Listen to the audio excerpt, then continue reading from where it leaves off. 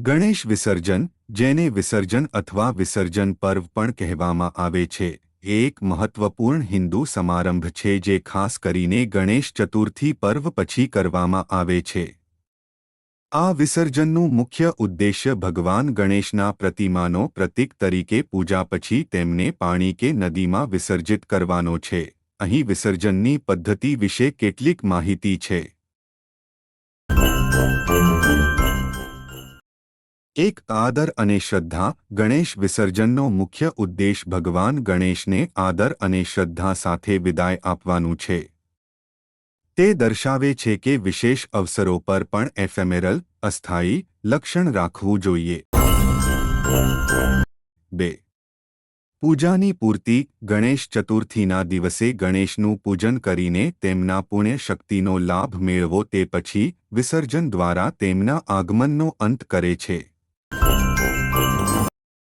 3. પ્રકૃતિની અપેક્ષા. મોટા ભાગે ગણેશની પ્રતિમા કુદરતી સામગ્રીથી બનેલી હોય છે, જેમ કે માટી, તેથી તે પાણીમાં વિસર્જન કરવામાં આવે છે, જેનાથી તેની વિસર્જન પછી પર્યાવરણીય અસરો ઓછી રહે છે.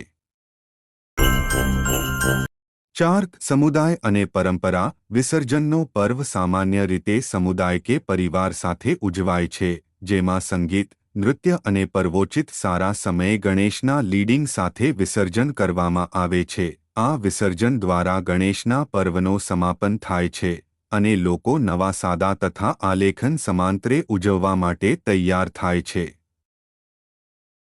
ગણેશજીના વિસર્જનનું મુખ્ય કારણ એ છે કે તે વિધિ પૂર્ણ કરીને તેના પુણ્યકાર્યને પૂર્ણ કરવા માટે હોય છે. ગણેશ ચતુર્થી વખતે આદિ અથવા પ્રારંભિક પૂજન અને આરાધનાની અંદર ગણેશજી જમીન પર વિશ્વમાં નિવાસ કરતા છે. વિસર્જનની પ્રક્રિયા દ્વારા ભગવાન ગણેશને પાણીમાં વિસર્જિત કરવામાં આવે છે, જે અસ્થિરતાનો પુરાવો છે અને સર્વે ઈશ્વરીય શક્તિઓને સ્વરૂપ આપવું છે. આ રીત દ્વારા લોકોએ સમર્પણ, આદર અને પૂજા દ્વારા ભગવાન સાથે સંબંધ બતાવવો છે. સાથે સાથે આ વિસર્જનનું મહત્વ પર્યાવરણને પણ ધ્યાનમાં રાખવું છે, જેથી સમગ્ર તહેવાર